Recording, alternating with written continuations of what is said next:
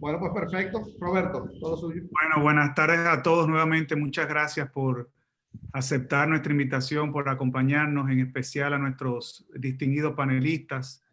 El tener el privilegio también de contar con el ministro de Energía y Minas, don Antonio Almonte, quien se ha unido a este panel, a Manuel López San Pablo, el organismo coordinador, a Rafael Velasco de la Superintendencia de Electricidad, Andrés Astacio, vicepresidente ejecutivo del Consejo Unificado de las Sedes, y a don Rafael Toribio, presidente del Consejo Económico y Social.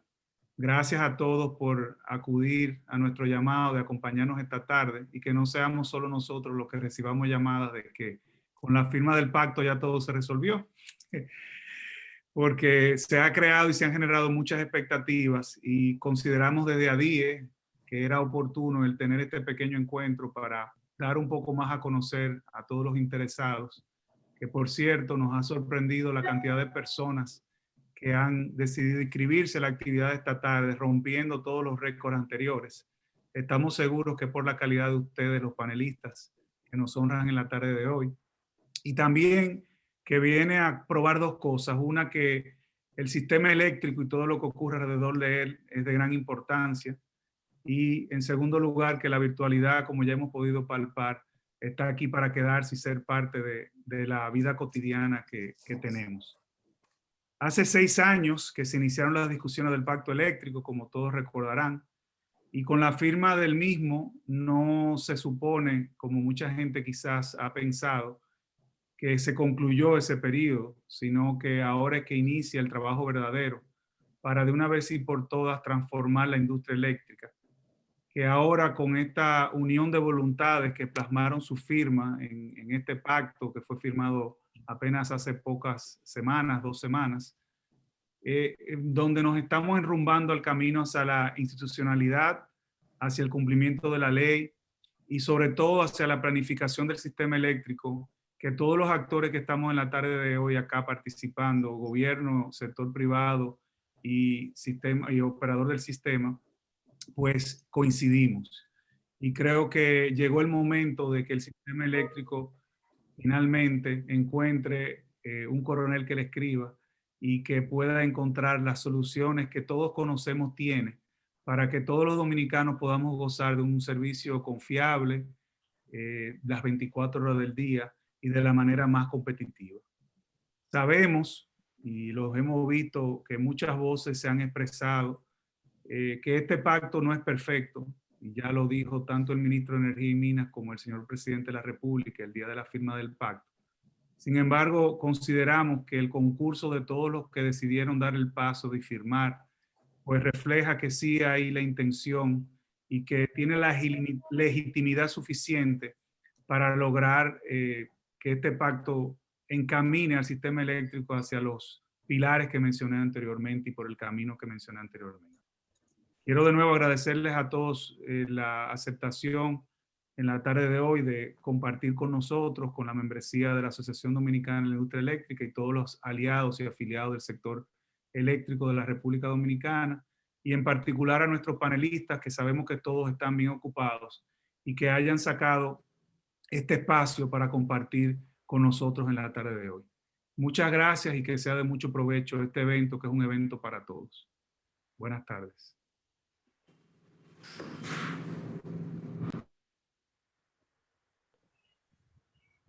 Bueno, excelente contar con la palabra de Roberto, su calidad de presidente de la asociación. Y señor ministro, lo dejamos en sus manos. Así que muchas gracias. Estamos muy honrados con su participación. No, muchas gracias a ustedes. Muchas gracias. Y quiero dar las gracias y felicitar a la vez a Manuel y a Adi, a Roberto por la organización de esta actividad y la invitación que nos hizo para dar algunas palabras o decir algunas palabras. También le pido que me permita darle un abrazo de reconocimiento a Rafael Toribio, que ha tenido una papa caliente en sus manos muy temprano en su misión. Rafael Toribio es un viejo maestro, un conductor y un organizador Y bueno, y ha hecho muchas contribuciones, todos conocemos, quizás algunos de ustedes o muchos fueron sus alumnos. Sin embargo, él se ha topado de sopetón, como dice, se ha dado de pecho con el tema del pacto eléctrico y ha hecho el trabajo que uno cree corresponde, aunque un poco difícil porque fue en esta fase que se involucró y también ha llevado en parte lo que toca, en lo que respecta a algunas incomprensiones, algunas dificultades. Hay que agradecerle a él y al equipo del CES la responsabilidad con que han asumido y con que han trabajado en esta dirección, que no ha sido más que el ejercicio simple de darle seguimiento a lo que había sido un trabajo realizado por el CES, como dijo Roberto, de años. Y no había más remedio que finalizarlo y hacerlo con la altura que yo creo que se hizo. Independientemente de las críticas y algunas dificultades, que son, cuando se miran bien, absolutamente naturales en cualquier sociedad abierta, que es a lo que nosotros hemos aspirado siempre a tener, una sociedad abierta, crítica, cuestionadora, etc. Mi presencia en este diálogo breve, tengo, como dije al principio, algunas responsabilidades que cumplir aquí en la superintendencia ahora, pero mi presencia es sobre todo ratificar el compromiso del gobierno del presidente Luis Abinader y consecuentemente del Ministerio de Energía y Minas de cumplir con los postulados, con los acuerdos establecidos en el documento de pacto eléctrico que suscribimos. Porque de eso se trata hablar ahora, de cómo vamos a cumplirlo, la responsabilidad establecida para cada quien, para los agentes del Estado que participen en el sector eléctrico, para los agentes privados e incluso para los representantes de los sectores sociales o consumidores, etc. Cada quien tiene su cuota de responsabilidad en el pacto y nosotros no negamos de que quizá la mayor cuota la tiene precisamente el Estado Dominicano, las superintendencias, las distribuidoras y muy principalmente el Ministerio de Energía y Minas en lo que respecta a ente rector del sector eléctrico en el país, que tiene a veces que dar cuenta por sus propios actos y por los actos de las dependencias del Estado en el sector eléctrico. Estamos conscientes de eso y creo que uno de los próximos pasos en pocos días debe ser la de, ya eso hablará el presidente de la Comisión del Consejo Económico y Social, será a partir de los lineamientos que dice el mismo pacto, establecer una ruta de trabajo para comenzar a cumplir con responsabilidades y establecer los mecanismos o aplicar los mecanismos de verificación y de acompañamiento y de rendición de cuentas. Entonces eso va a requerir, a mi juicio, organizarse unos encuentros iniciales para que quede claro de qué estamos hablando y qué corresponde a cada quien, de qué disponemos y si los tiempos dados, los periodos de tiempo dados y establecidos en el pacto, entonces cómo se van a ajustar, porque ese documento fue redactado en una realidad de hace pues bueno, hace ya un cierto tiempo. En este caso, repito, el compromiso y mi presencia es para ratificar ese compromiso. Y en este caso lo hacemos no solo como una movida política, sino como un convencido de que si una contribución importante podemos hacer al país, una de ellas es seguir llevando la actividad y la gestión del servicio eléctrico desde una perspectiva avanzada de política pública. Nosotros hemos pasado con mucho trabajo de una CDE que era Rey, Ley, Batuta y Constitución, que conocimos durante toda nuestra juventud, bueno, a un sistema que un poco más complejo, cada vez más complejo y sofisticado, del mercado de spot, del mercado de contratos, las distribuidoras, las diferentes fuentes de energía y la introducción a veces lenta, pero otra vez un poco rápido, de innovaciones tecnológicas en diferentes aspectos del sector eléctrico. También tenemos una sociedad mucho más informada como consecuencia de cosas que han ocurrido fuera del sector eléctrico, sino como consecuencia del proceso de tecnologización de la sociedad dominicana y de mayor y minuciosa articulación con el resto del mundo. Todo eso ha generado una sociedad mucho más informada, más exigente, más crítica, y en consecuencia la gestión, tanto privada como pública, del sistema eléctrico tiene que hacerse también, tiene que cumplir con los nuevos estándares.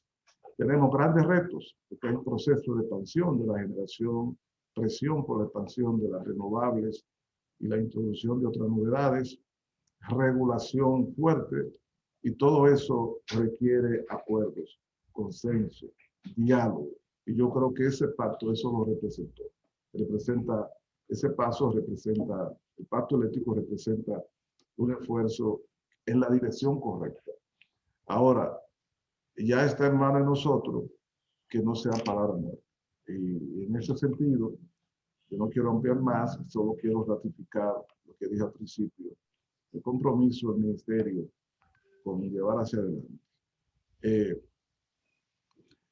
Por otro lado, expresé a nivel público en una ocasión, quiero reiterar ahora, que nosotros estamos abiertos a cuanto a otros conversatorios, diálogos o escenarios se presenten para ampliar, fortalecer la participación de otros sectores en lo que tiene que ver con el pacto eléctrico, pero siempre de acuerdo a la ruta que trace el Consejo Económico y Social, y que es el que administra realmente, tiene la responsabilidad de la gerencia de este proceso de pacto eléctrico. De manera que yo auguro que este primer conversatorio, que no debe ser el último y que quizá debe más poco a poco irse ampliando, que este conversatorio sea una expresión de compromiso de todos nosotros, agentes privados y agentes públicos, con hacer realidad el contenido del documento que firmamos como Pacto para la Reforma del Sector Eléctrico de República Dominicana, que no contiene todas las reformas que el sector eléctrico merece y necesita, pero bueno, se hace camino al andar. Muchas gracias. Bueno, señor ministro, muchas gracias por esas palabras muy bienvenidas en este evento, y que así sea, que este sea el primer evento de discusión. Ese fue exactamente el tono por lo cual hicimos. Invitamos a actores clave, así que gracias por eso. A la vez pasamos a el próximo segmento, el panel de discusión con intervenciones de los panelistas invitados. Los mismos ya Roberto lo presentó, pero en el orden va a comenzar el superintendente de electricidad, Rafael Velasco, después Manuel López San Pablo, gerente general del OCE, seguido por Andrés Astacio, vicepresidente del Consejo Unificado de las Empresas Distribuidoras de Electricidad. Un servidor va después, y finalmente don Rafael Toribio, presidente del CES. Cada uno agotará 10 minutos.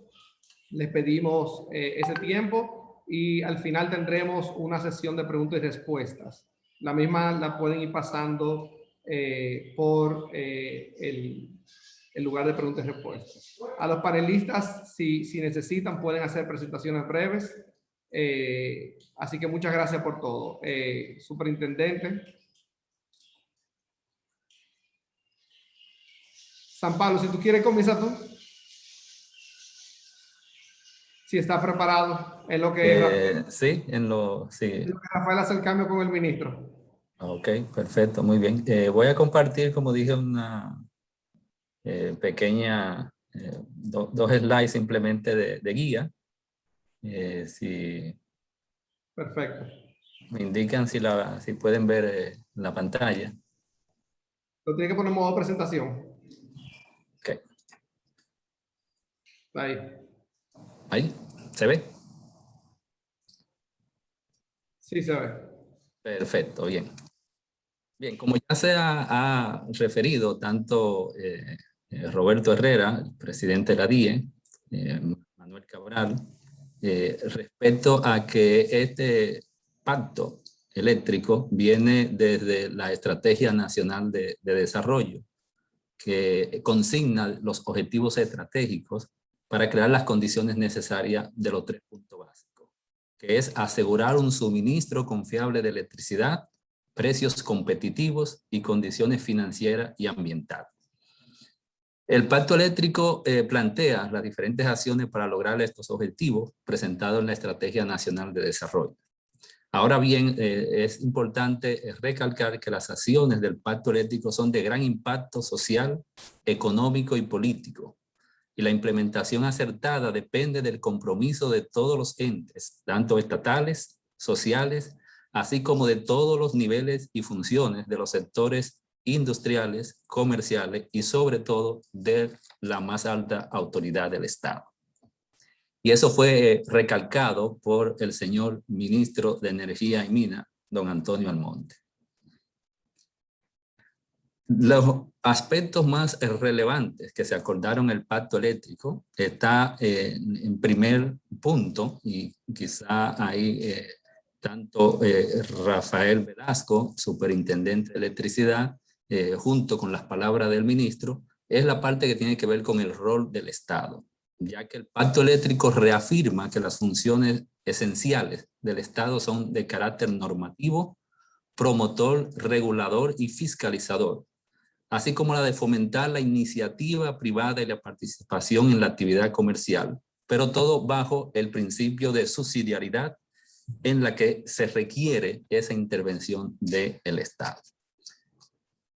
Aquí es importante recalcar que aunque sabemos estamos en un mercado liberalizado en términos de lo que es la participación de los bloques de generación, la parte de transmisión, que su estructura es un monopolio natural, y las empresas distribuidoras en términos de lo que son las teorías tanto de la eficiencia, de la libre agencia y la teoría neoclásica que habla del mercado liberal.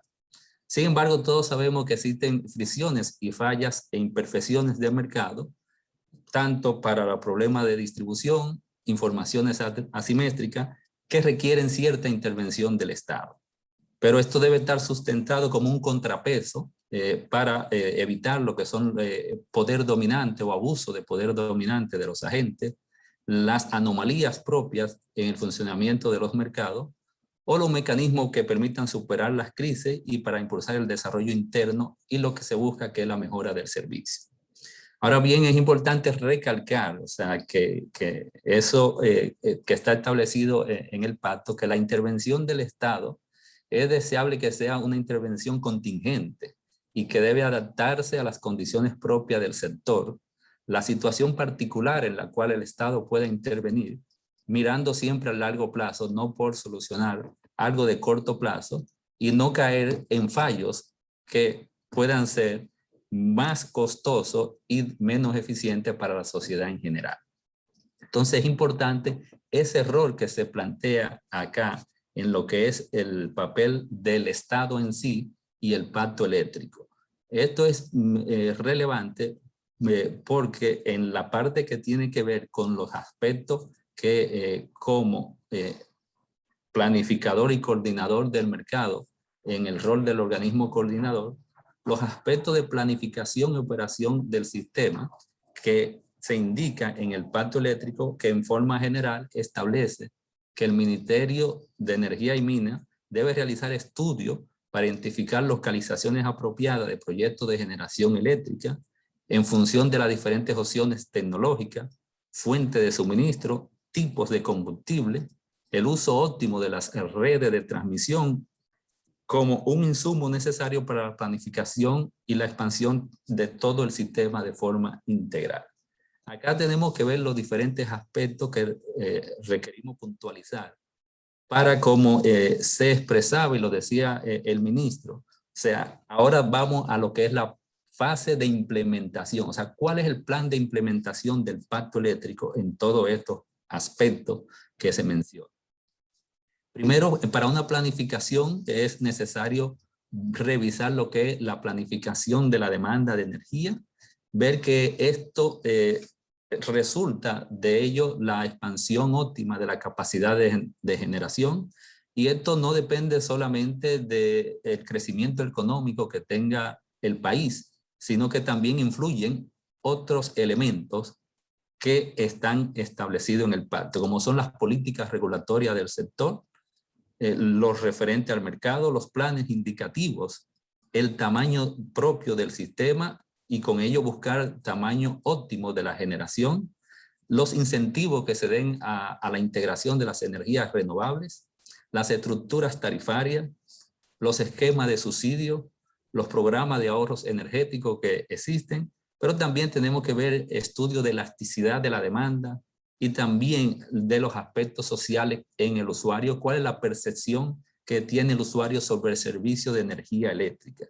Y con ello, las políticas que el propio Estado hace al servicio de electricidad, en la cual se lleve de que esto es un bien económico más que un bien público. No haciendo la diferencia de que es un servicio público, es que las políticas del Estado deben estar dirigidas a que se dé que este servicio público es un bien económico, en el cual también se requiere, obviamente, hacer las exigencias de la cadena de pago y el valor agregado que da este bien económico. Entonces es importante que todo esto en esta fase de implementación esté verdaderamente integrado a lo que debe hacerse. En términos de la expansión de la nueva capacidad de generación, debe considerarse las características propias que tenemos en el país del sector eléctrico.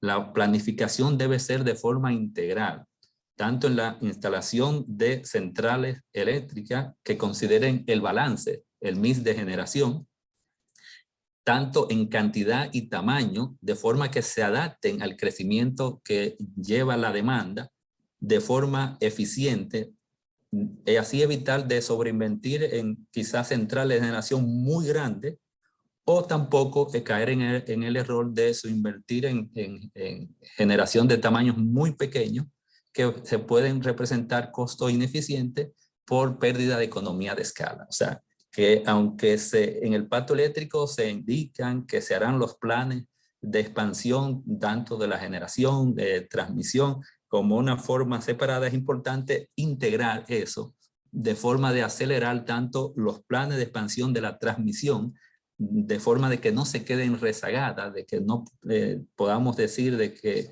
para poder instalar y seguir expandiendo la capacidad de generación, que hacen falta líneas de transmisión, porque no va acorde entonces con el plan integral que estamos proponiendo en el pacto eléctrico. Y entonces desde el punto de vista de mercado, entonces tenemos que manejar restricciones operativas, que eso es lo más costoso de tener que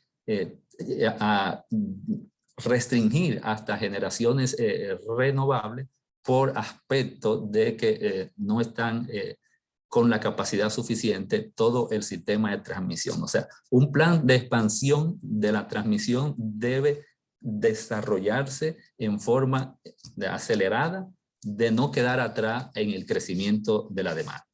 También deben hacerse, de que no quedó bien especificado, los estudios más de penetración máxima de las energías renovables, las restricciones del sistema y lo que es la inercia propia. ¿Qué significa esta integración de las energías renovables? O sea, no podemos olvidarnos de que el operador del mercado, la planificación y la coordinación se enfrenta a estos elementos que van de todo en sí con lo que plantea el pacto eléctrico en términos de los objetivos planteados inicialmente. También se habla de la potencia firme, de cómo revisar esto, pero siempre debemos ver esto apuntando hacia la seguridad en el largo plazo y la confiabilidad del CEN. Un aspecto que debe considerarse es todo lo referido a la estructura institucional y su fortalecimiento. Aquí debemos siempre establecer que las instituciones son interdependientes. no es que son dependientes una de otra, sino la interdependencia significa que cada institución cumpla su rol dentro de los límites que se especifican, tanto la constitución del país, las leyes especiales, porque el sector eléctrico se rige por una ley especial, y que eso permite que el funcionamiento de hacia dónde vamos, hacia el pacto eléctrico, en este conjunto de instituciones, seamos realmente como un conjunto de instituciones interdependientes para hacer que este plan de implementación del pacto eléctrico vaya apuntando a todos estos elementos. Acá, resumiendo, o sea, en toda la parte de lo que es, lo que me concentré fue en la planificación y la operación del sistema, en los puntos que debemos puntualizar, pero cuando uno ve que todo está integrado de forma transversal en ese sentido, ya que si una de las 4 patas que tenemos en la mesa no funciona, entonces todo el sistema se va a desbalancear y no va a poder llegar a conseguir la eficiencia que estamos buscando con la implementación de toda esta medida que, como inicié, son realmente de gran impacto para todo el sector eléctrico y realmente para la sociedad y todos los actores que participamos en el sistema eléctrico en general. Muchas gracias y eso lo quería compartir en la tarde de hoy. Gracias a ti y gracias a Manuel López San Pablo por esa intervención. Ahora el superintendente de electricidad le toca su turno. Rafael, estás en mute. Hola, hola a todos. Hola de nuevo. Bueno, gracias. Antes que todo, muchas gracias. Gracias por la invitación. Y también, qué bueno que pudimos en este caso de manera presencial, tanto el ministro que está hoy, esta tarde acompañándonos, como yo, participar conjuntamente en este evento virtual. Fíjate, a mí sobre el tema del pacto, sin el quizás, iba a decir quizás, pero sin el quizás, la CIE es entre las asignaciones la que más tiene. O sea, evidentemente hay toda una matriz donde dice cuáles son los compromisos y quiénes son los dueños del proceso en cada caso, a quién les toca. En el caso nuestro, tenemos en total unas 25 funciones que desempeñar a raíz del pacto, en donde quizás por el tema regulatorio, como decía muy bien San Pablo hace unos minutos, el pacto entra en la parte regulatoria, más que nada actualizando el tema. O sea, tenemos que tener un poco la idea de que aunque el pacto se inició hace 6 años, se concluyó hace casi 3, o creo que 3, 2 y medio, en realidad estamos hablando de un sector cuya reforma se produjo ya hace 22 años, en el año 99. Y en 22 años, evidentemente, es un sistema que, como todo sistema vivo, ha mutado. Y en donde incluso tenemos temas como, por ejemplo, cambios disruptivos, como han sido el caso de las renovables, en donde en los últimos 6, 8, 9 años ha habido realmente un cambio hasta del modelo de negocio, y asimismo en el sector eléctrico. Yo más que nada me gustaría enfocarlo en lo que un poco Manuel me comentó, que aunque lo amplíe, pero más que nada sobre el tema de las iniciativas, cuáles son las iniciativas que nos toquen, el cumplimiento de las mismas, y el peso de la CIE en esta implementación. Yo diría lo siguiente: hay unos 25 temas o funciones que nos asignan, que van desde las comercializadoras, que ya el pacto oficializa su creación y que nosotros en 12 meses, a partir de la firma del pacto, tenemos que tener el marco o la estructura y el marco de estas comercializadoras, que si bien es nuevo en el sistema regulatorio nuestro, prácticamente en toda la América Latina, el negocio de distribución y de comercialización está separado. O sea, la distribución es más que nada las redes, y el pago de un peaje por ellas, y la función de las distribuidoras es mantener esas redes en óptimas condiciones, y las comercializadoras aguas abajo son las que, dicho de manera muy simple, cobran y venden, ¿no? Y controlan pérdidas.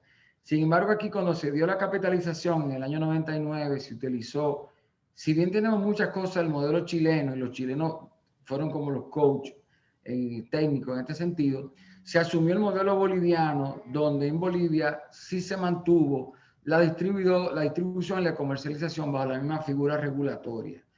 Eso, digamos, no es que sea malo y bueno, sencillamente sucedió de esa manera. Sin embargo, más y más hemos visto cómo ese es un tema que de hace mucho tiempo, y los que estamos en el sector y todos los que comparten conmigo hoy día la pantalla lo pueden ratificar, es un tema que hace años se viene tratando, en donde gran parte del sector estaba de acuerdo con eso, etcétera. Entonces, bueno, yo diría que ese es uno de los puntos más importantes y quizá más relevantes. Y luego está, bueno, tenemos un tema prácticamente del caso del Indocal. Como ustedes saben, Indocal, si bien homologa y tiene que ver con el tema de los equipos y de todas las industrias, en el caso de las distribución y el negocio eléctrico, pues tiene que ver mucho con el tema de la medición, la homologación de estos equipos, etcétera, etcétera. Y un poco la metodología como Indocal ha estado operando implica que hay mucho de resoluciones de Indocal que no necesariamente son mandatorias desde el punto de vista del código legal. Entonces, el pacto también pone en un marco ya de alguna forma mucho más oficial algunas de las normas y procedimientos que el Indocal debe realizar. Un ejemplo simple son los medidores cuando llegan, o sea, cada nuevo modelo tiene que ser homologado, tiene que ser probado. Hay que ver qué forma se sigue, no necesariamente todo lo que se propuso debería, se va a tener que aprobar, pero hay un periodo para ello.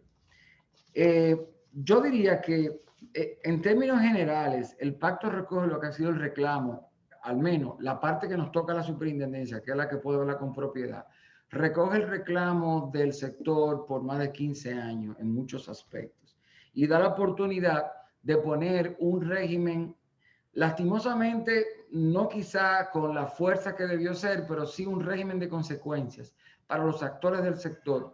Y digo lastimosamente porque si bien no lo hay tácitamente con multas, etcétera, ¿qué mayor régimen de consecuencias que los indicadores que el pacto manda a nosotros monitorear sean publicitados, socializados y los actores tengan que explicar el por qué se llegó, no se llegó, se cumplió con eso? Entonces, un tema que era in-house, el pacto lo pone en la palestra pública a la hora que nosotros como superintendencia publiquemos estos temas, que van desde indicadores de calidad de servicio, de frecuencia de apagones, eso ya existía, y el tema de la duración de los apagones, pero va a otros temas como son los gastos y operativos e ingresos, donde yo creo que es importante porque ha sido uno de los cuellos de botella o de las asignaturas pendientes quizás más de la que ha padecido el sistema de distribución.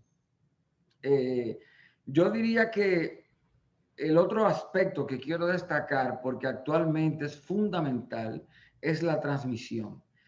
Y el pacto manda a que la superintendencia debe asegurar que las empresas distribuidoras, actualizar y definir en un plazo no mayor de un año, después de la firma del pacto, el aspecto del peaje de la transmisión, que actualmente se hace cada 4 años, pero con una readecuación de esto.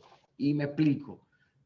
Actualmente la transmisión eléctrica dominicana se ha constituido de manera no adrede, pero es así, en el verdadero cuello de botella del sistema, en donde tenemos por un sinnúmero de situaciones mucha generación de base, costo eficiente. Hoy día tenemos muchas renovables, en donde su mayor límite es el tema de la transmisión. Sin embargo, la transmisión sigue remunerándose con un cálculo que se hace cada 4 años, en donde no se consideran algunas innovaciones técnicas que ya debe tener. Porque un sistema como el nuestro, que más y más va a tener energía renovable inyectando, Las renovables por naturaleza generan servicios auxiliares. Quiero decir, cuando un parque de 50 megas le pasa una nube y se apaga, en milisegundos se van los 50 megas. Entonces, hay que tener una normativa, y eso va dentro de los aspectos de transmisión también, donde haya lo que se llama la regulación autónoma, es decir, subestaciones con bancos de baterías que puedan tener una cantidad de mega en batería y en lo que el operador del sistema regula la frecuencia, entra la batería con 10, 20 megas.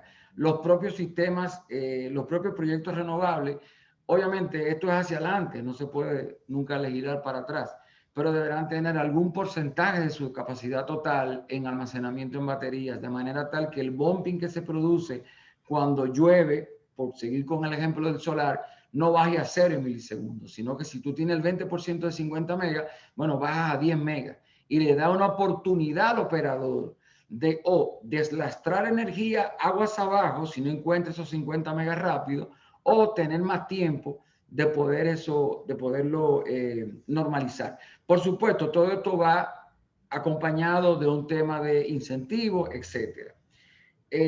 No quiero dejar de tratar un aspecto que el pacto lo trataba, pero que ya llegó, que es el tema de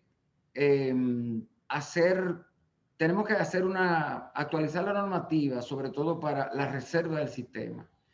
La reserva del sistema o la reserva fría fue diseñada en su momento para una planta, se consideró eso, ¿no? Una planta de ciclo simple, etcétera.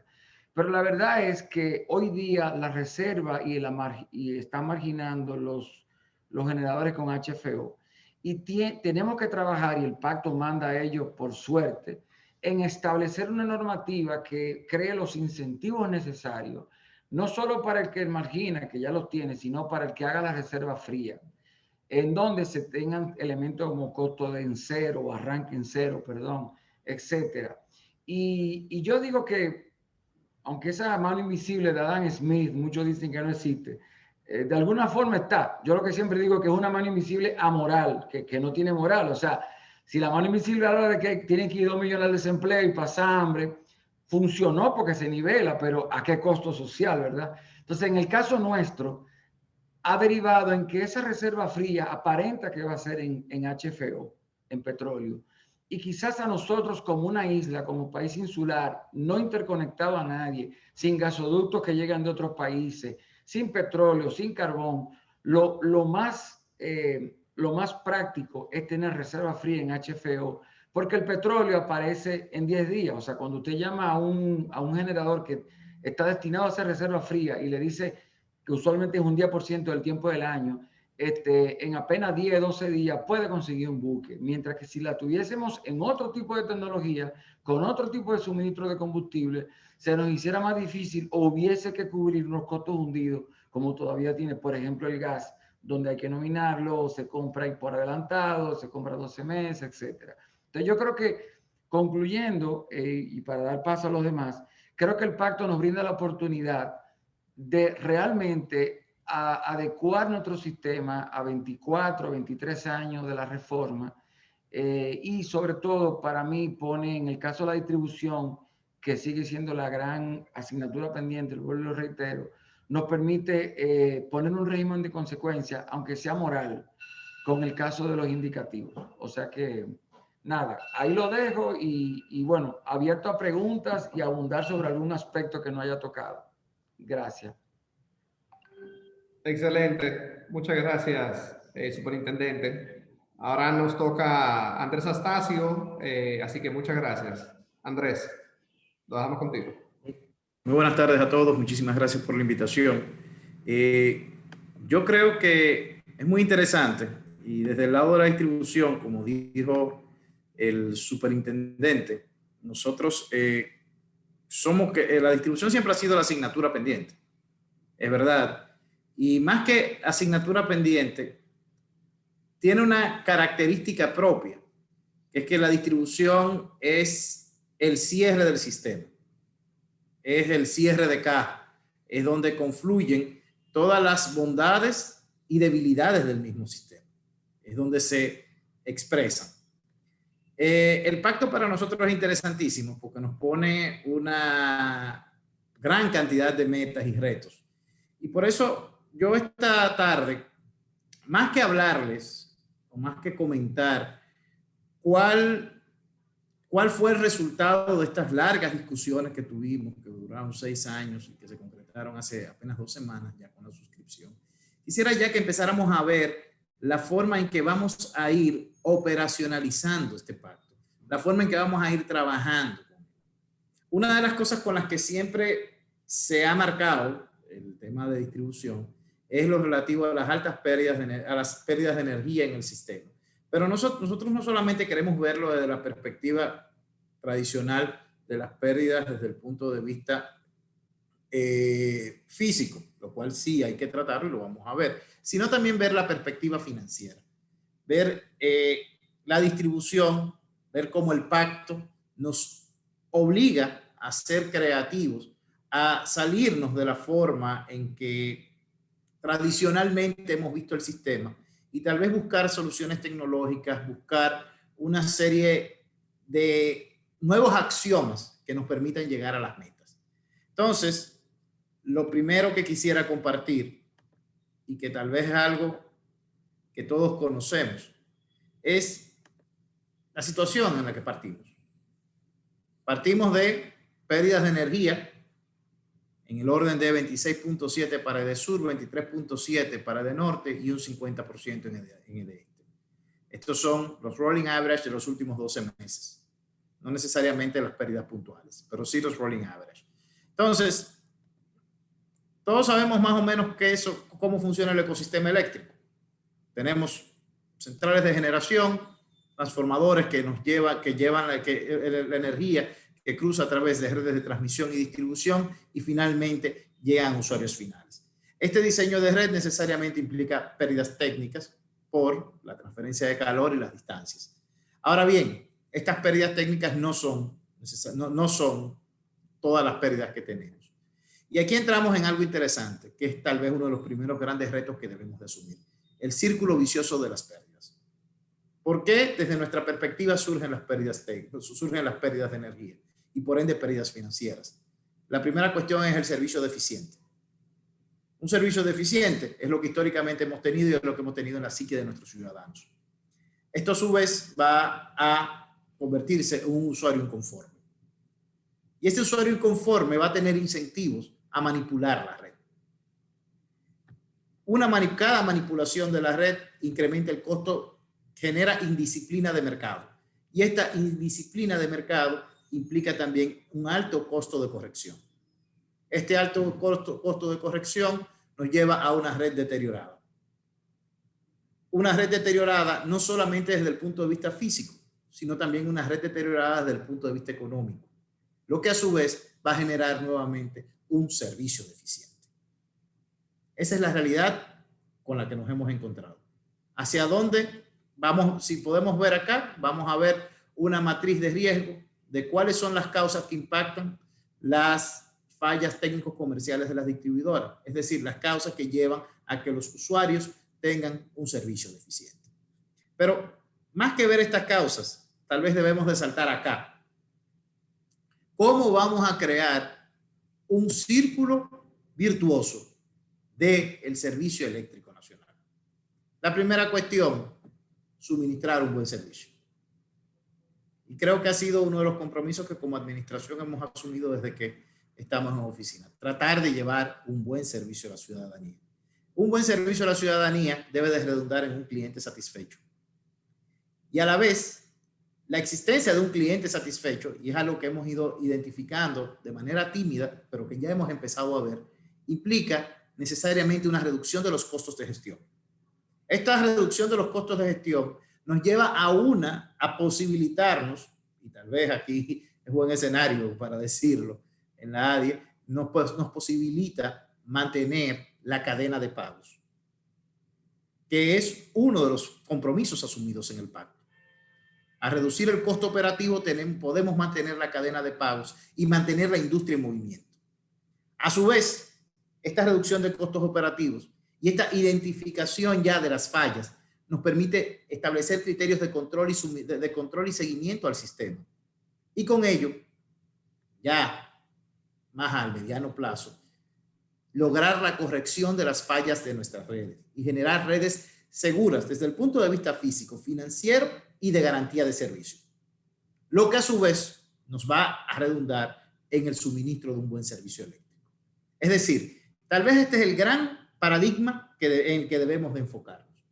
Debemos de romper el círculo vicioso de las pérdidas, no solamente vista desde el punto de vista de pérdidas de energía, sino vistas también desde el punto de vista de la pérdida del sistema y convertirlas en un círculo virtuoso en el cual el eje es la garantía del buen servicio al usuario.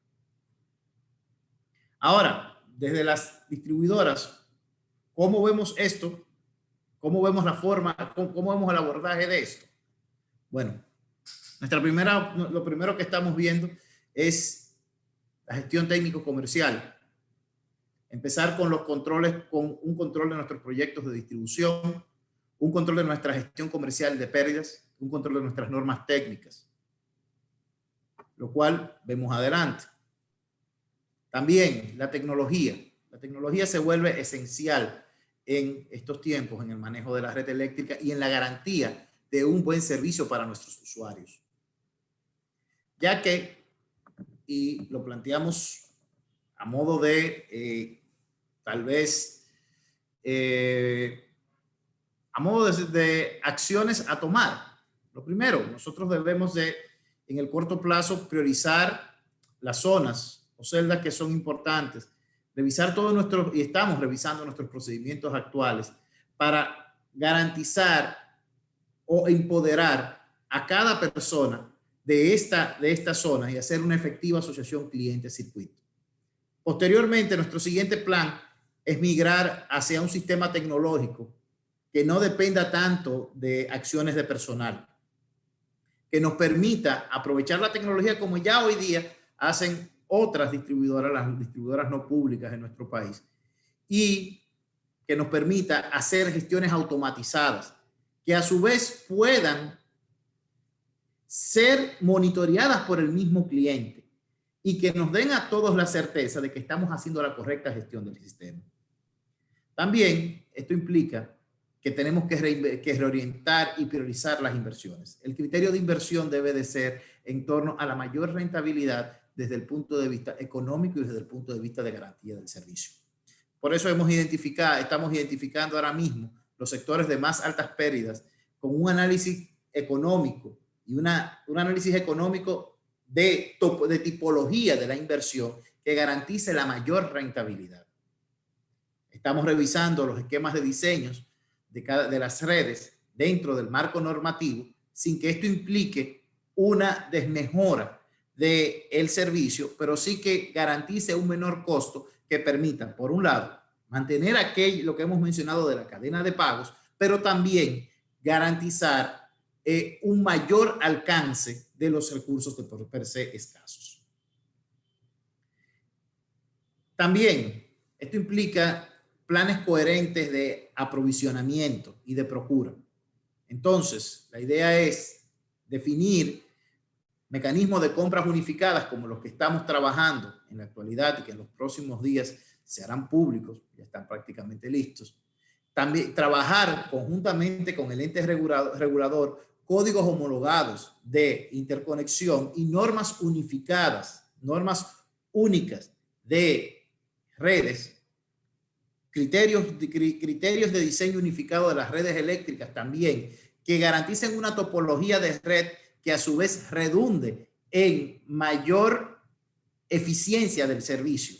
Es decir, tratar de buscar mayor cantidad de redes radiales que nos permitan suplir a un mismo usuario desde distintos puntos ante la ocurrencia de distintas averías. Y por último, apuntar a mercados a escala. Es decir, generar las economías de escala esperadas en un sistema como el eléctrico.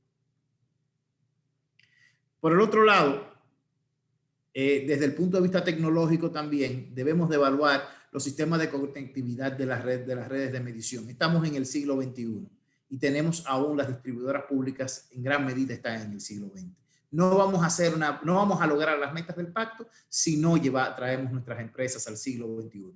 Por ende, si bien hoy día tenemos determinadas tecnologías de telemedición que en el corto plazo con las que debemos de seguir trabajando en el corto plazo, ya en el mediano corto plazo es necesario abrirse a otras tecnologías y tratar de buscar redes híbridas que permitan consolidar las mejores opciones en el mercado internacional. También, de igual manera, tenemos que incrementar la fiscalización de cada una de nuestras gestiones para traer, como les mencioné, disciplina al mercado, pero también disciplina empresarial. ¿Cómo vemos esto? Los procesos que debemos monitorear y controlar a lo interno. Primero, control de telemedida, masificación del prepago en los sectores carenciados y tratar de que estos crucen con los subsidios. También, ya desde el punto de vista de disciplina, análisis de energía y van a realizar análisis constante de inteligencia en la gestión de la red, en la inyección de energía a la red a través de y la realización de constantes balances energéticos. Y, como es lógico, como toda empresa, lograr generar un ciclo comercial eficiente, con una eficiente facturación y un eficiente control de gestión comercial. Nos saltamos esta parte en beneficio del tiempo. También, pero esto nos lleva a otro aspecto, que es el aspecto financiero. Lo primero que tenemos que hacer, habíamos encontrado en las distribuidoras públicas tres visiones separadas de cómo debía de gestionarse o debe de gestionarse el negocio.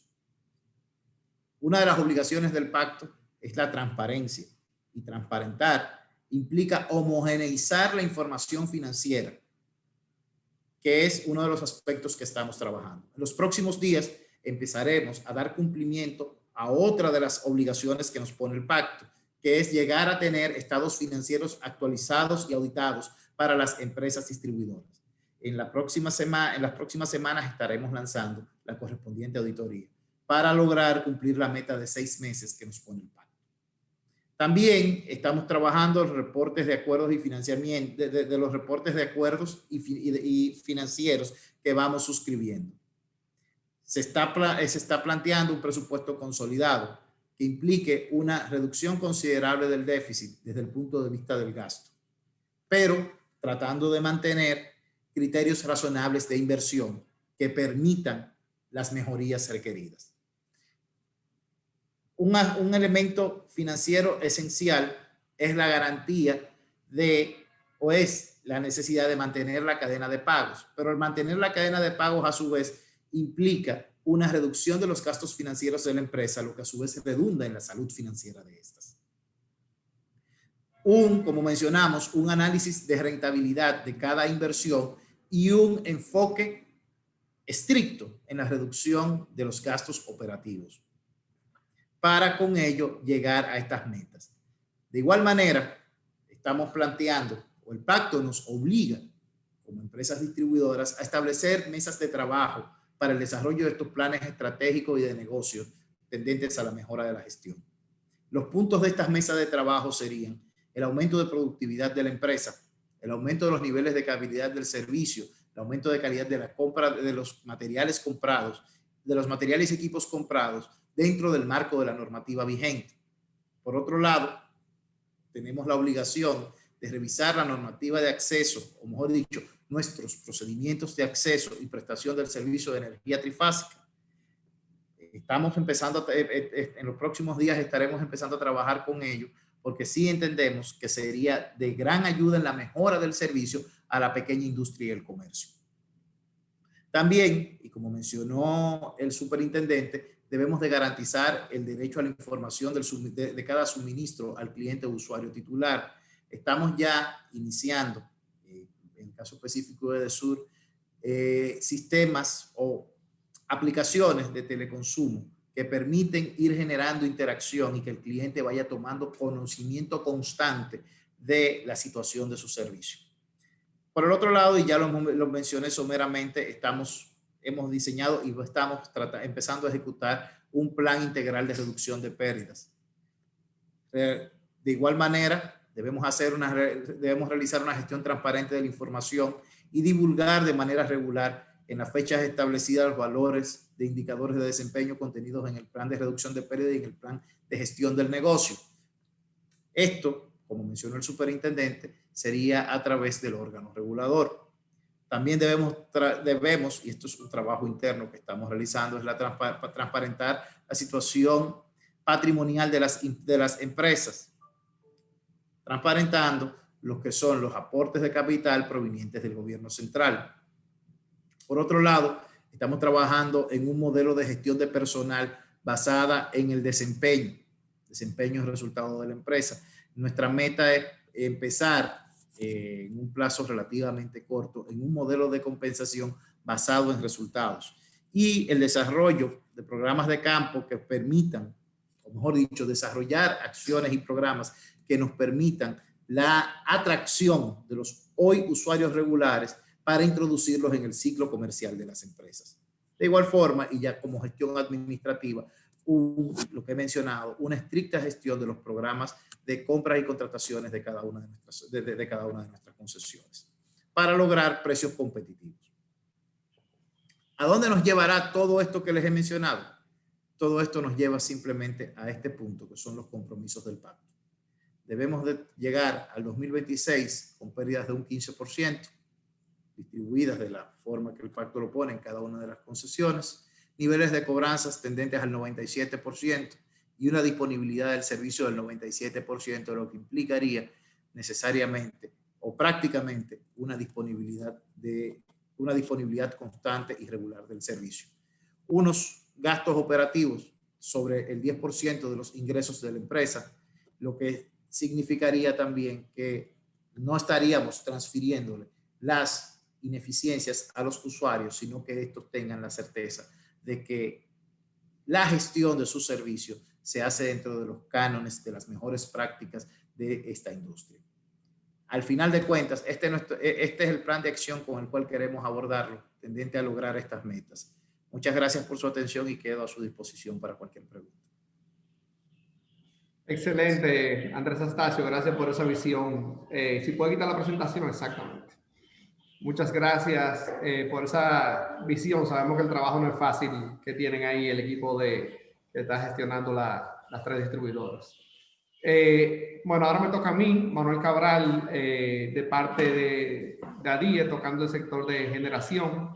En vista de que nos hemos tomado un poco más de tiempo y para no cogerlo mucho más, voy a hacer mi presentación tratando de acortar el plazo para ganar tiempo. Con relación a generación hay un tema importante y es que, como sabemos y ya se ha discutido, el pacto se terminó de negociar a finales de 2017, pero ya venía con 3 años de negociación. Entonces es muy importante aclarar que el sector de generación ha tenido un cambio sumamente importante a lo positivo al año 2021, cuando finalmente se firma en febrero. Es decir, que ya muchos de los temas que ya venían tratándose, como la diversificación de la matriz, la inclusión de más renovable en el sistema eléctrico dominicano, ya ha venido pasando. Entonces, esos son aspectos positivos, lo cual se pudo ir avanzando sin la firma del pacto como tal. Pero sí que hay algunos aspectos que quiero enfatizar, que contiene el pacto. Uno de ellos es el pacto trae una medida la cual nosotros venimos de hace un tiempo solicitando y tratando de colaborar, y es la necesidad o el requerimiento de hacer planes indicativos. Eso es muy importante en el sentido de que desde nuestro punto de vista entendemos, bueno, y así ya el pacto lo contiene, de que para una buena operación del sistema, y no operación al corto plazo, sino a largo plazo, que se puedan hacer las inversiones coordinadas, tiene que haber una planificación integral que permita a todos los actores del sistema saber hacia dónde vamos. Y eso precisamente es lo que vemos con relación al plan indicativo que incluye el pacto. Ahora ese rol le corresponde al Ministerio de Energía y Minas, y obviamente debe de contar con el apoyo de todos los sectores, porque la realidad del asunto es que para saber qué generación necesitamos en la República Dominicana, poniendo el caso del subsector de generación, necesitamos saber cuál va a ser la demanda proyectada de nosotros como país. y tú tomando en cuenta la generación requerida en base a la demanda, tú sabes qué líneas de transmisión y cómo tú debes fortalecer la red de transmisión en la República Dominicana. Así que esos son partes importantes en el sentido de que son un eslabón más en la cadena. Ese plan indicativo contemplaba, como mencioné en mi introducción, diversificación de la matriz, inclusión de renovables, etcétera. Y la verdad que eso ya es algo que se ha venido trabajando, obviamente se puede incrementar. Por tiempo no voy a poner una presentación, unos slides que tenía de cómo la matriz ha evolucionado en la República Dominicana, pero la pueden buscar en la página de la Asociación Dominicana de la Industria Eléctrica DIE, y ahí tenemos presentaciones que muestran el avance de la matriz, de cómo fue de la reforma que el superintendente mencionó al día de hoy, con ya proyectamos generación a base del derivado del petróleo cerca de 5% acumulado en el presente año. Y eso obviamente va a derivar ese plan indicativo en un cronograma de licitaciones para poder mantener, para poder lograr siempre tener el abastecimiento de energía según es la demanda. Otro tema importante que también lo incluye es el tema de las energías renovables. Como dije, ahí ha venido un desarrollo en ese sector de energías renovables no convencionales, especialmente en sol y viento, pero debemos de seguir como país trabajando en ese sentido. Hay mucho apetito en cuanto a los inversionistas se requiere, y vemos un buen panorama de continuar creciendo esos nuevos proyectos, pero necesitamos entender más el tema de hacia dónde nos dirigimos y cuántos proyectos de energías renovables se van a ir aprobando en base a la demanda necesitada, en base a la demanda requerida de la República Dominicana. Eso es muy importante. Otro tema es, y ya fue mencionado, el respetar la cadena de pago. Es algo que tenemos que reconocer al gobierno actual. Mejoró dicha cadena de pago, pero no solo nos referimos a la cadena de pago a los generadores de electricidad, sino es a todos los actores, incluyendo al subsector de transmisión, que es importante también que reciban los pagos a tiempo y según son generados, sino también a los órganos reguladores de la República Dominicana. ¿Por qué? Porque con estos es posible que ellos puedan, obviamente, tener empleomanía bien calificada, hacer estudios, investigaciones, y que eso nos permite como país poder seguir incluyendo nueva tecnología e ir mejorando el sector eléctrico dominicano. Así que no es solamente a los generadores cuando se habla de cadena de pago, que el pacto lo menciona, sino es en ese orden que mencioné, que el pacto incluye generadores, transmisión y órganos reguladores. Otro tema que ya fue mencionado por el superintendente es la actualización del cálculo marginal de potencia. Él también incluyó la reserva fría, que es muy importante. Como país, hoy en día, con las nuevas inversiones que se han hecho en generación, tanto las conversiones a gas natural, el gasoducto, las renovables, ya tenemos energía suficiente para abastecer, y hay reserva fría que se queda. Esa reserva fría es importante mantenerla en la República Dominicana para tener seguridad del sistema, en el sentido de que si una de las plantas base sale, podamos tener esa seguridad de que van a entrar otras que son reservas frías a abastecer el sistema. Además, esa actualización del cálculo marginal de la potencia también incentiva la inversión nueva en el sector eléctrico, el sector de generación, lo cual siempre queremos. Es decir, no una cuestión de que si se revisa el cálculo marginal de potencia van a aumentar los costos de generación, pero también van a aumentar la necesidad o el interés de invertir en la República Dominicana, conjuntamente con respetar la cadena de pago. Otro tema que no lo tengo que decir, pero siempre es bueno indicarlo, es el cumplimiento de la ley. Y el propio pacto, en uno de sus primeros artículos, el 4.2, establece muy claro que se debe de cumplir la ley, la 2501, y es bueno siempre recalcarlo. Es decir, el pacto es un compromiso que hicieron la mayor parte de los actores de la República Dominicana, del gobierno, sector sindical, social, privado, pero al fin y al cabo todo lo que debemos de enfocarnos es al cumplimiento de la ley. Es clave, porque eso es lo que te da seguridad en el clima de inversión y te deja entonces poder progresar como sector, que es hacia donde queremos llegar. Un tema que también fue incluido, pero no en el área donde yo lo hubiese esperado, tal vez hubiera visto una discusión importante, son la disminución de trabas burocráticas. Hoy en día ese tema se está hablando mucho con relación a la permisología de los proyectos nuevos de energías renovables. En la República Dominicana, por ejemplo, hay proyectos que se toman hasta 5 años desde su concepción hasta que entran en línea el sistema. Y si bien en el pacto se declara que queremos más energías renovables, en el sector eso es lo que queremos, la sociedad completa, el gobierno, realmente si no logramos reducir el tiempo de permisología, no vamos a gozar de los beneficios de los proyectos renovables. En el área de energía convencional es un tema que se ha ido trabajando y ya se fueron dando concesiones que estaban pendientes, que eso fueron parte de lo que se incluyó en la negociación del pacto, y por eso está ahí. Lo otro es el tema de libre competencia y estabilidad regulatoria.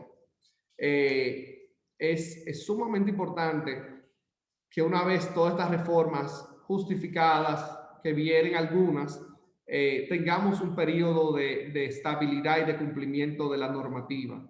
Nosotros en ADIE hicimos un ejercicio de ver cuándo se había invertido en generación en la República Dominicana, y lo interesante fue que la teoría se llevó a los hechos, en el sentido de que cada vez que había un señalamiento, un cumplimiento de la ley, un mensaje claro de que la normativa se va a cumplir y a respetar la cadena de pagos, la inversión en generación aumentaba de manera importante. Y eso también lo tenemos en la página de ADIE. Es decir, que ese cumplimiento de la norma, estabilidad regulatoria, libre competencia, es sumamente importante para seguir atrayendo inversión en el sector de generación, pero así en todos los sectores del sector eléctrico. Yo me ajusté al tiempo que me autopuse, que fueron 10 minutos mi exposición. No quise abundar mucho más a eso, pero como el propio señor ministro dijo, esto será, si Dios quiere, uno de los primeros eventos de discusión, y podremos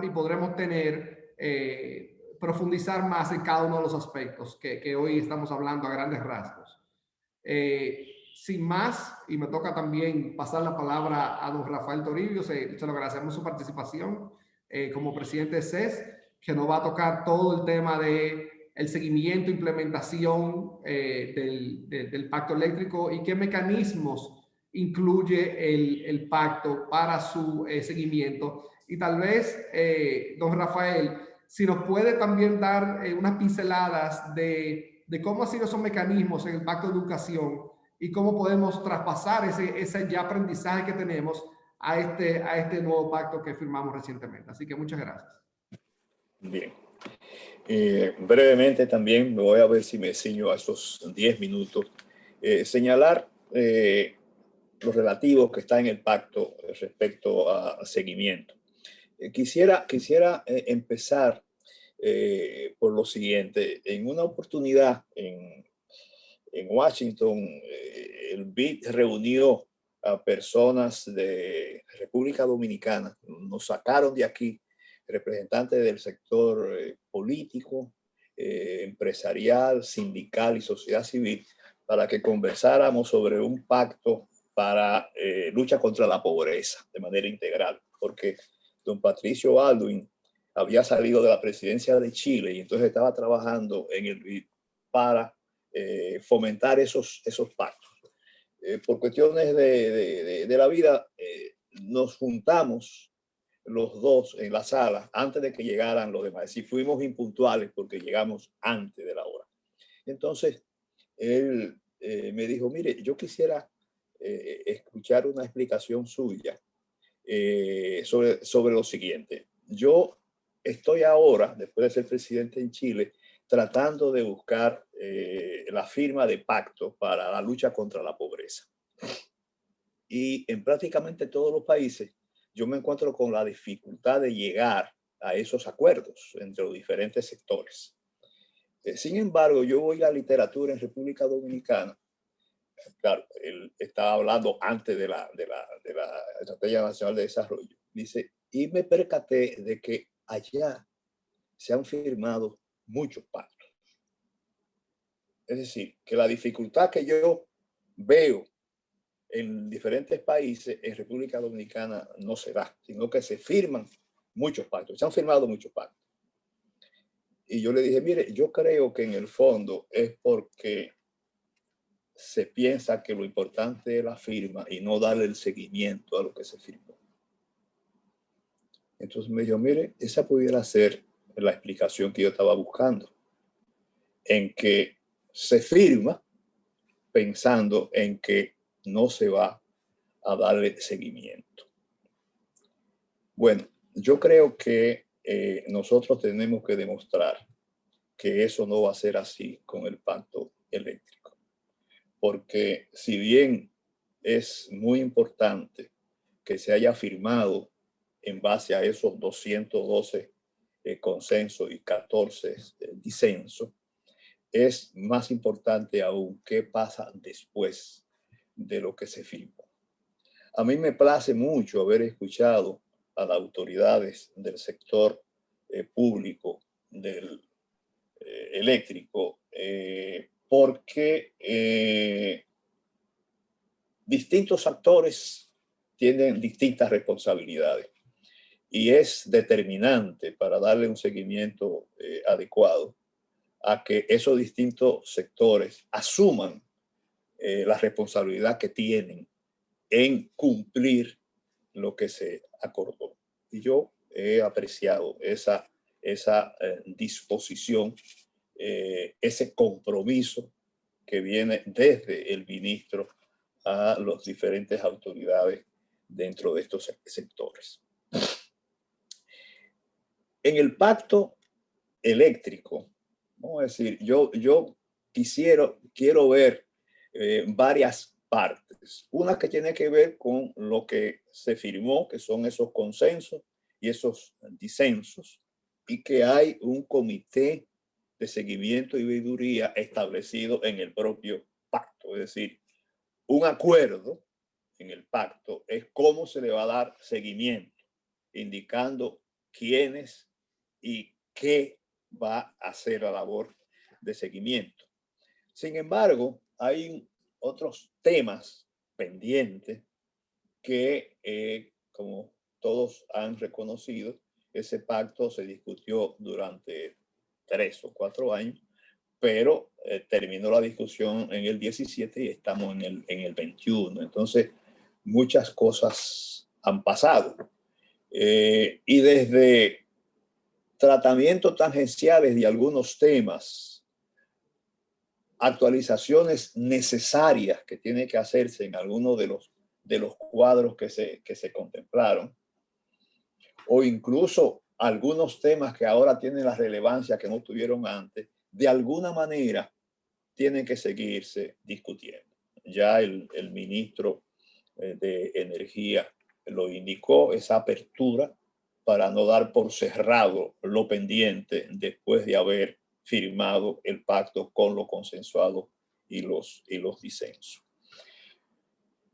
Veremos de común acuerdo y según la decisión del Pleno del CES cómo se van a abordar esos temas pendientes. Pero sí lo que está claro es que el pacto tiene establecido cómo se le va a dar seguimiento a lo acordado. Y en ese sentido, quisiera referirme a lo que está establecido en el propio pacto.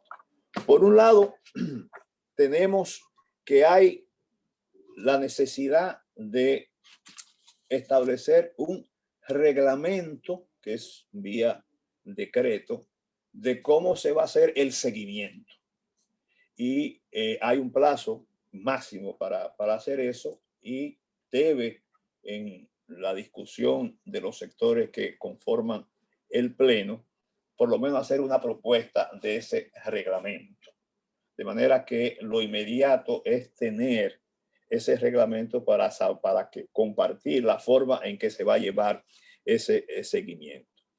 En ese reglamento se contemplan responsabilidades y acciones, un cronograma de ejecución y los mecanismos concretos de seguimiento y veeduría, así como los recursos. Eso es el contenido que debe tener ese reglamento que, indico, será una propuesta elaborada de manera conjunta de los tres sectores representada en el Pleno del Pacto, para que sería como un decreto, que fue lo que se hizo anteriormente en el otro pacto firmado, a fin de que el Ejecutivo entonces establezca y todos estemos en conocimiento de cuál va a ser la ruta. Hay en el propio pacto unos mecanismos, unas funciones importantísimas que se le asignan a ese comité de seguimiento. Desde recibir los informes, verificar, requerir algunas informaciones y sobre todo presentar informes periódicos. Tiene que elaborar el SEC, presentarlo al Poder Ejecutivo y también fundamentalmente a la ciudadanía. Alguien dijo que si bien en el pacto no están contempladas quizá de manera adecuada las consecuencias, yo creo que contribuye mucho a que las cosas se hagan conforme lo establecido, la rendición de cuentas. Y es una forma de presionar hacia que las cosas sucedan como deben suceder, en la medida de que hay información conocida de cómo se está desempeñando cada actor en sus responsabilidades que han sido asumidas. Por eso, los informes periódicos que tiene que hacer este comité de seguimiento, creo que es un instrumento esencial para que la ciudadanía esté en conocimiento de los esfuerzos que se están haciendo. Quisiera detenerme un poquito en la composición del comité, tal como está establecido en el pacto.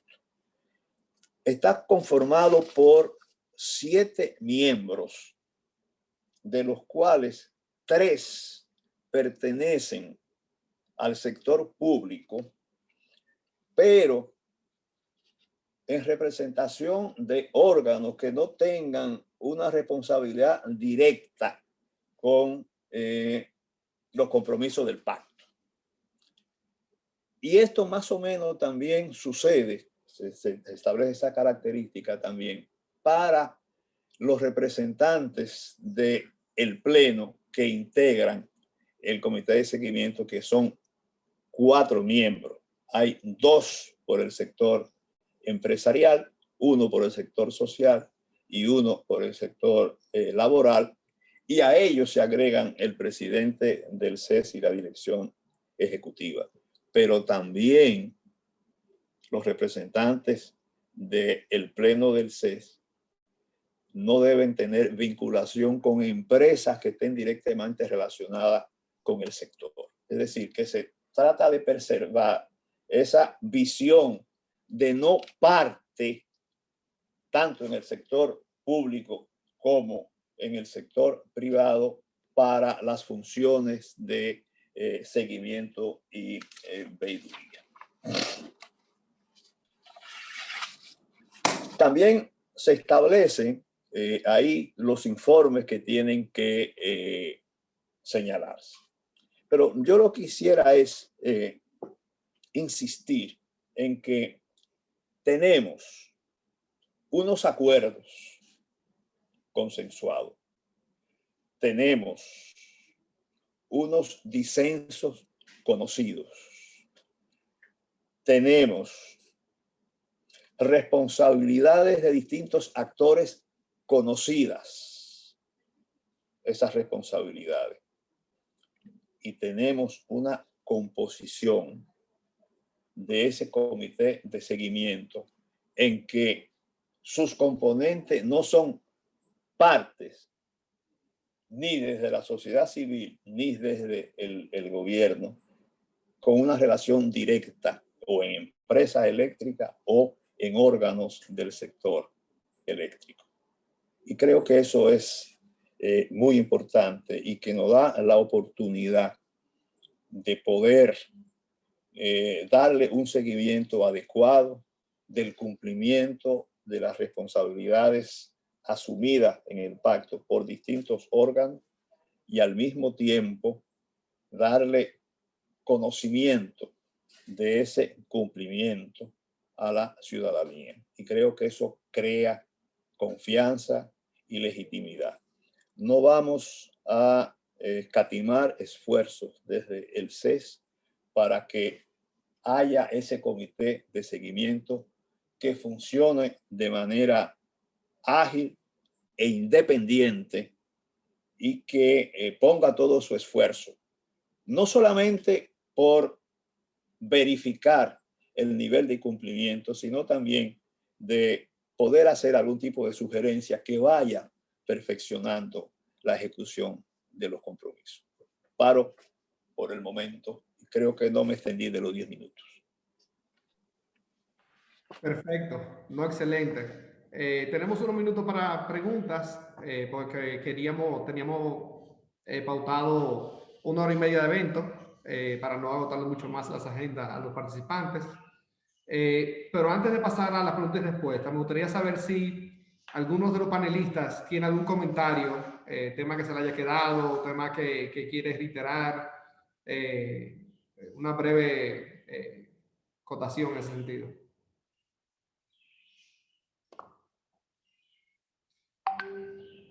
Bueno, pues perfecto. Entonces, al superintendente, como sabemos, un reto importante lo tiene la superintendencia en cuanto a la implementación del pacto.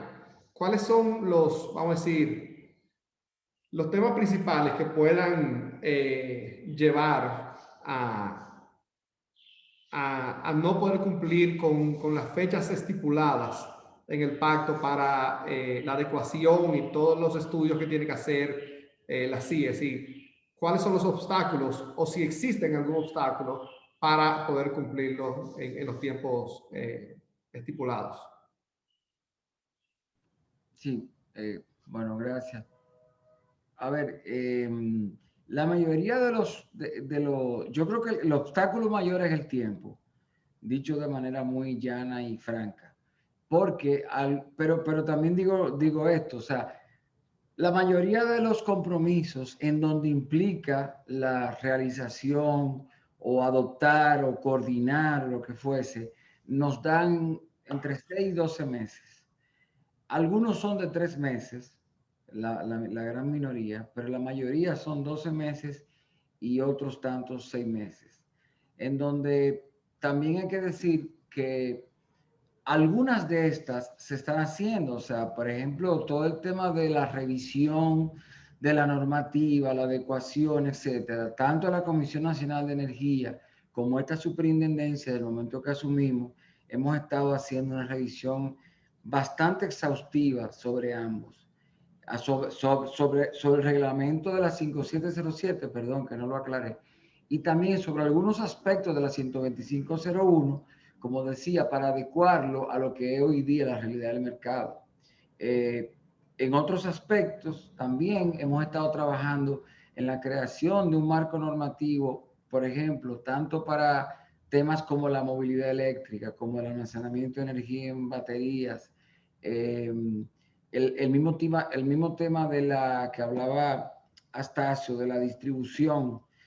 Hay costes de la telemedición y de algunos equipos a nivel de medición donde se ha hecho avances bastante importantes, donde todavía la tarifa no lo contempla. Por suerte y por la realidad nuestra, muchos de esos equipos tan caros se pagan con la recuperación de pérdidas, porque cuando usted multiplica los kilovatios hora recuperados por el valor de cada kilovatio, el proyecto se paga. Pero no es sostenible en el tiempo si la tarifa no contempla ese tipo de equipos. Entonces, esos levantamientos hay que hacerlos, se están haciendo. Concretamente hay algunos estudios que ya empezaron, como es el tema que dije de los dos, tanto del almacenamiento como de la movilidad.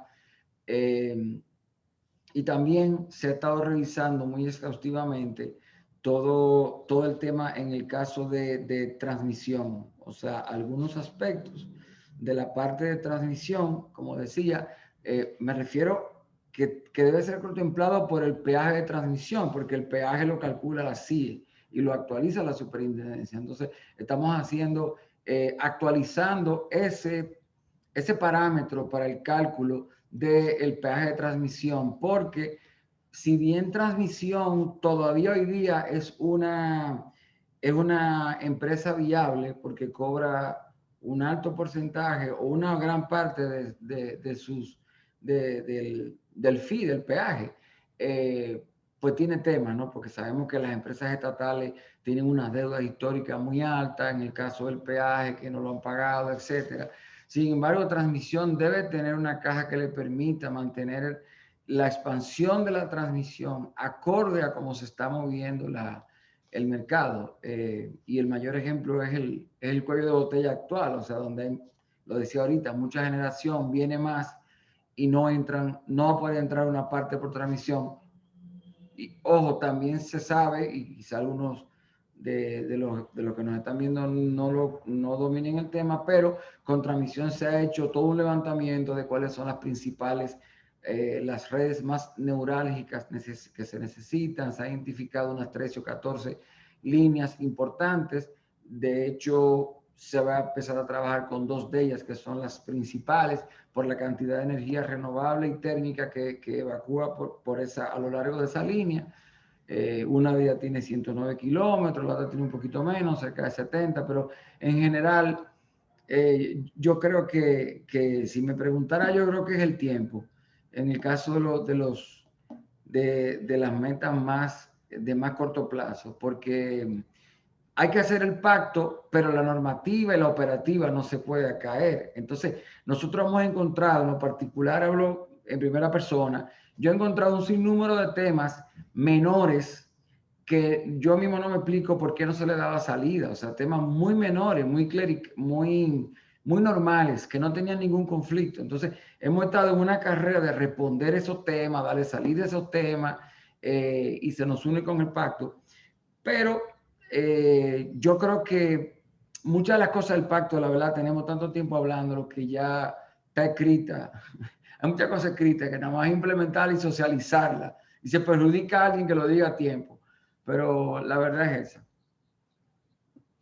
Sí, definitivamente. La verdad que, es decir, las negociaciones terminaron en el 2017. Si tenemos inclusive todo ese tiempo para haberlo visto y por eso es interesante toda esta discusión que estamos arrancando, ¿verdad? Con este evento.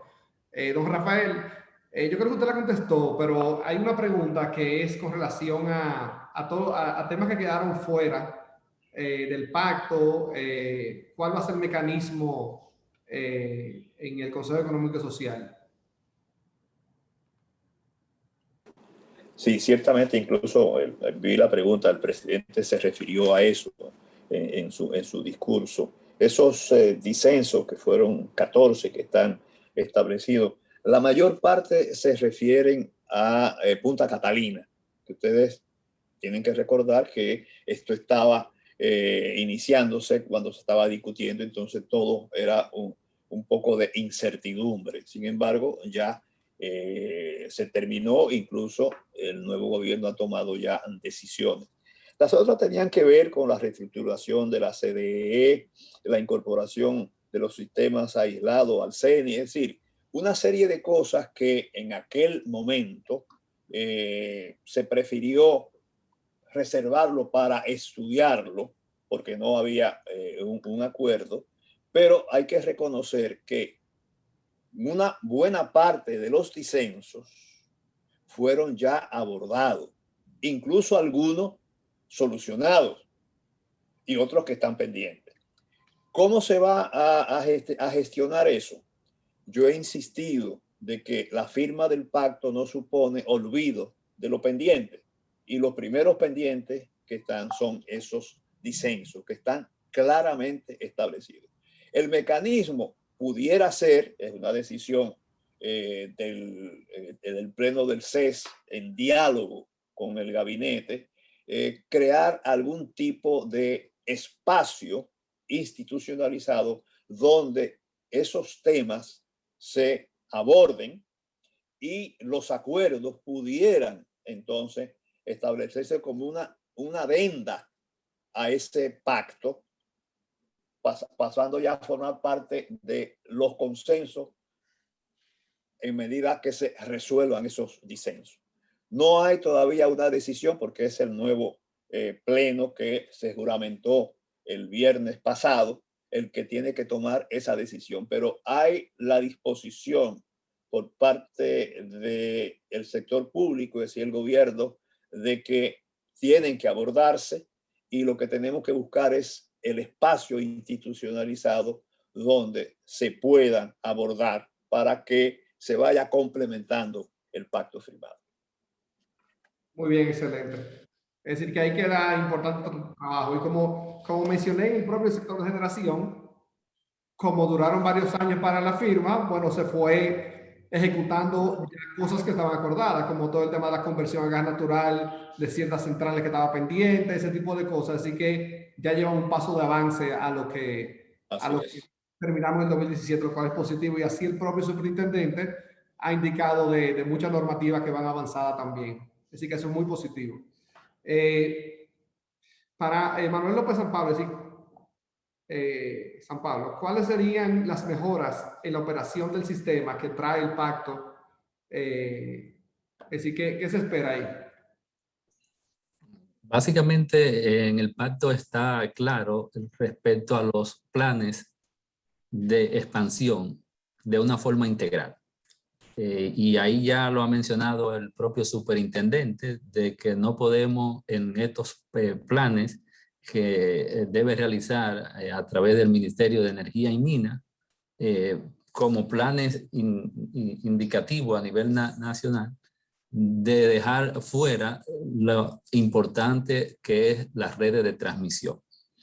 Acompañado obviamente con los estudios de análisis de crecimiento de la demanda, y que van a permitir que estas indicaciones de los planes de expansión, cuál sería la penetración de las energías renovables, o sea, en qué rango van a estar, el balance que debe establecerse por zona, y que ese es, digamos, un dolor de cabeza en la operación del sistema, cuando tenemos estos desbalances por zona en términos de lo que son tanto la inyección de generación como la parte de la demanda, o lo que son los cuellos de botella que si no tienen un sistema de transmisión que vaya hacia adelante, te pueden ocasionar en la operación del sistema. Entonces, es claro que en el pacto se dice, mira, tenemos que hacer un plan de expansión integral que ayude a la planificación del sistema, buscando la seguridad del suministro en el mediano y largo plazo para que esto sea sostenible y obviamente redunde en todo, como lo decía Andrés Astacio.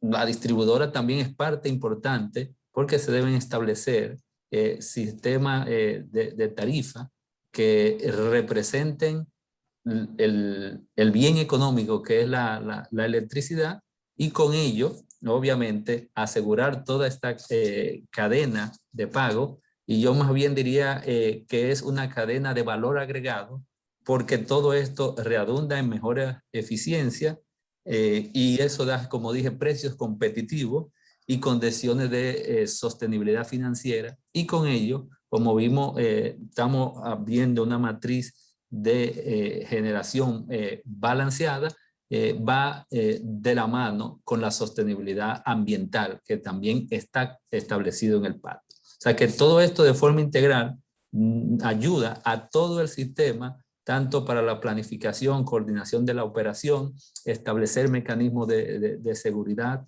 y eficiencia en el sistema y así ver algo sostenible en el largo plazo. Y lo que nos corresponde es seguir toda esta etapa que como se ve, es el plan de implementación que está, digamos, moldeado. Y yo en ese sentido lo felicito a la DIE por esa apertura de decir, bueno, vamos a discutir ahora de qué es lo que vamos a hacer en esta etapa, y yo creo que este es un primer avance que nos coloca a un paso adelante. Gracias, Manuel López San Pablo. La verdad que sí, la verdad que la firma del pacto lo que hace es generar este grupo de discusión, porque sabemos que muchas de las cosas que trae el pacto sabemos que se tenían que hacer, y de hecho se estaban haciendo, como hemos mencionado varias veces. Entonces, estos foros de discusión entre las personas responsables por la implementación son clave.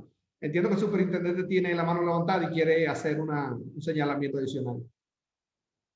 Sí, muchas gracias. Es precisamente en consonancia con lo que decía Manuel y retomando algo que Manuel también, en este caso Cabral, dijo al comienzo, y es el plan indicativo. O sea, realmente nosotros necesitamos hacer un plan indicativo a nivel del desarrollo, y el pacto presenta esa oportunidad. De hecho, en el caso de la CIE, adelanto que se va a abrir una mesa, porque alguien tiene que estar pensando en lo que viene. Hasta ahora estamos tratando de resolver el cuello de botella de la transmisión, actualizar la normativa que no está representando lo que es el mix de la generación, mejorar los indicadores que nos sirven para el tema de la distribución. Pero alguien debe de pensar lo que viene, y Manuel López San Pablo decía una cosa muy importante: tanta renovable con el tiempo va a traer que hay que hacer algo con el sistema, porque, y no es que sea malo, es sencillamente la renovable por su naturaleza, yo decía, genera servicios auxiliares. O sea, como no es estable, como el sol no sopla cuando uno quiere, ni el sol irradia a las horas que tú quieres, entonces hay momentos en que hay mucho viento y te llena las redes y hace apagar térmica, porque hay que dejar que ese viento sople, etcétera. Que de paso sí tienen costo variable cero, son las únicas que de verdad tienen costo variable cero, porque ni el aire tiene un precio, ni el viento tiene un precio. O sea, de verdad es cero, porque es infinito. Ahora, alguien tiene que pensar en cuál tiene que ser la unidad N-1 en el sistema. Con tanta renovable, tiene que haber generación flexible que pueda meter bloques grandes de 30, 40 megas y sacarlos, de manera tal que tú en 30 minutos menos puedas normalizar la frecuencia. Porque cuando tengamos, ahora tenemos casi 700 megas de renovable, pero vamos a tener sobre 1000 megavatios y pico largo en 2 años.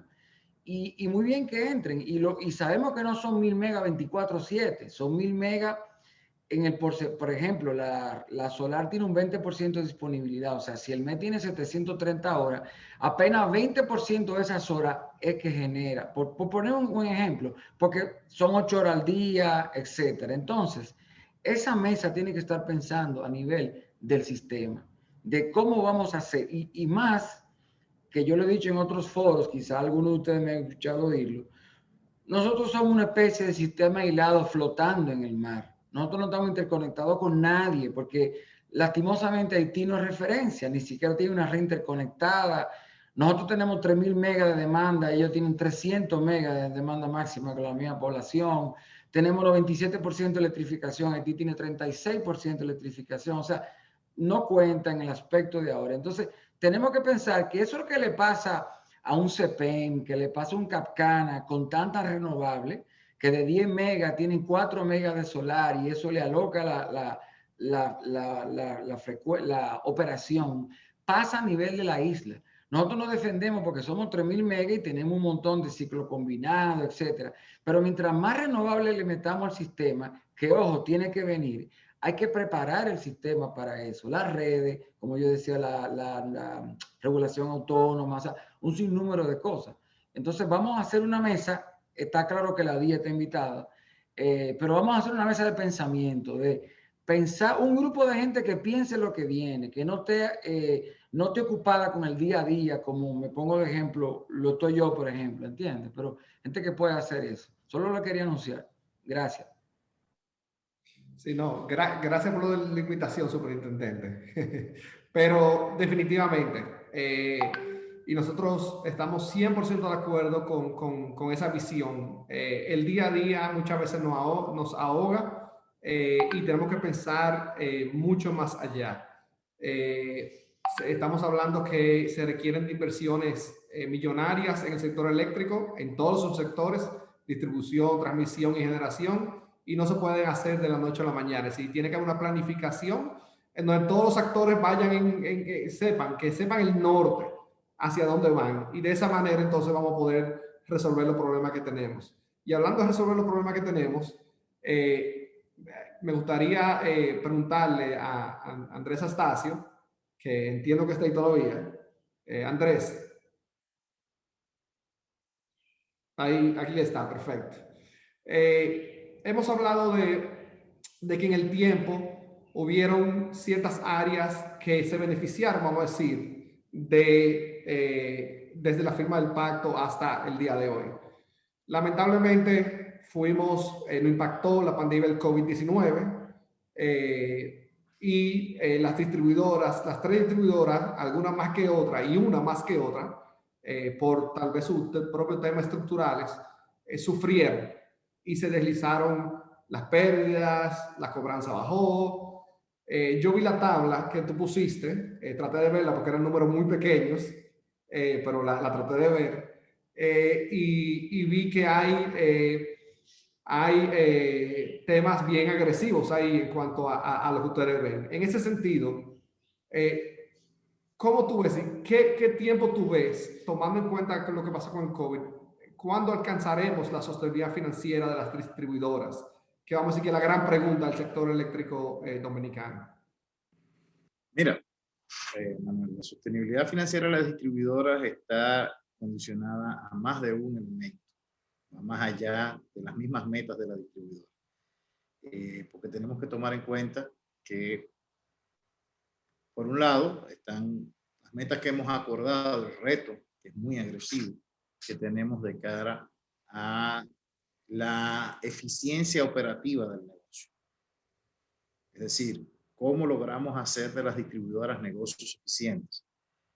El pacto nos da un umbral temporal de 6 años, probablemente para llegar a niveles de eficiencia razonables, dentro del mínimo razonable en la industria actual.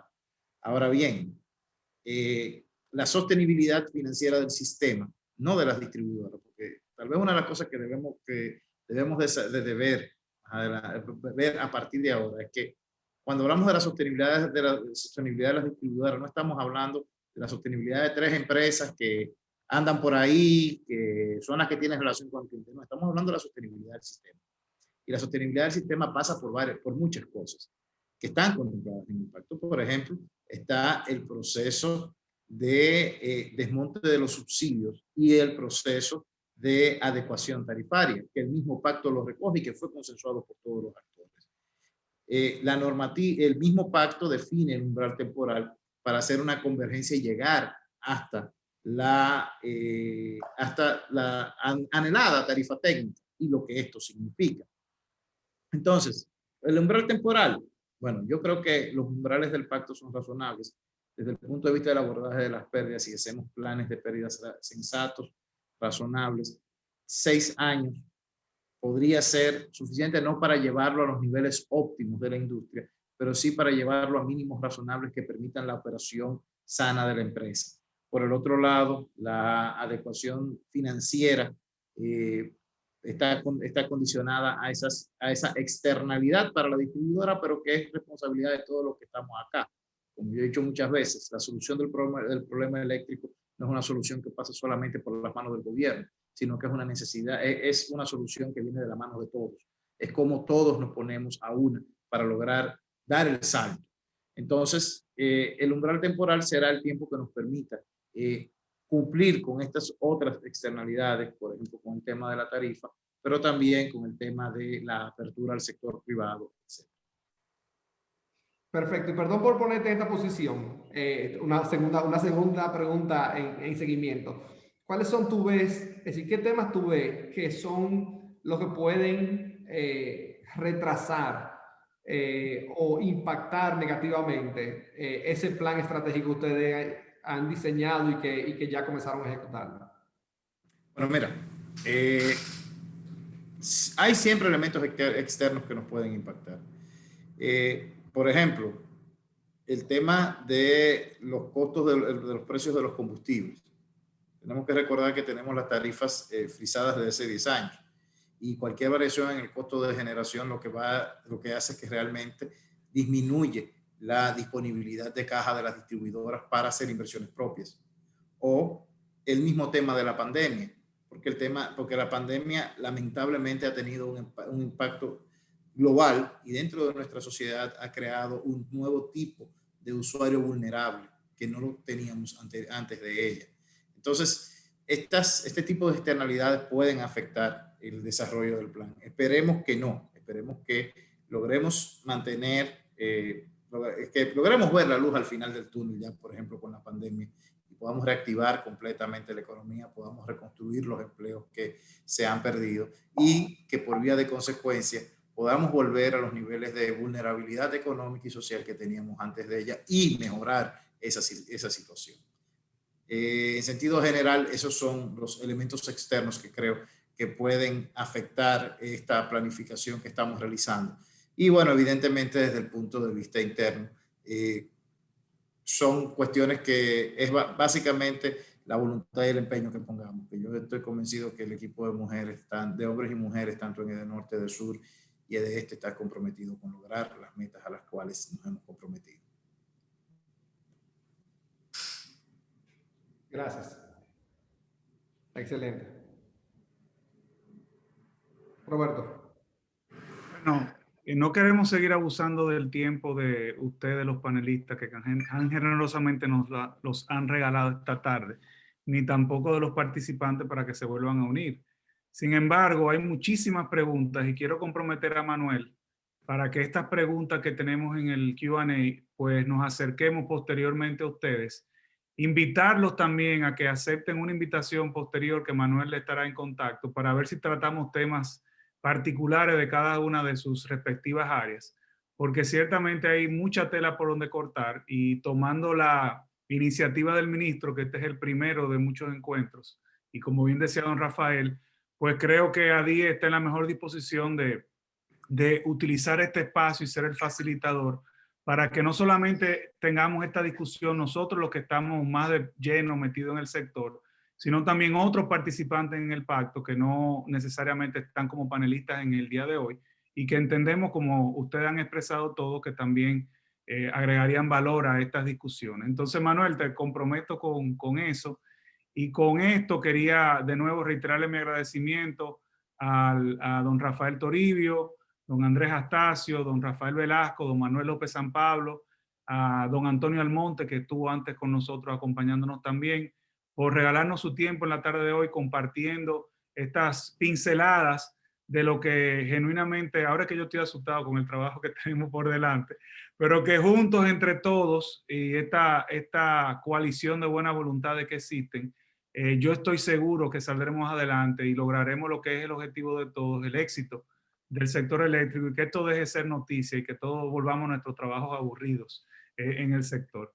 Así que muchas gracias a todos y feliz resto de la noche. Muchas gracias. Por mi parte, gracias por la invitación y feliz tarde, feliz noche a todos. Gracias, Muchas gracias. gracias de mi parte también. Buenas noches, Muchas gracias por la invitación. Feliz noche para todos. Hasta luego. De acuerdo. Bye.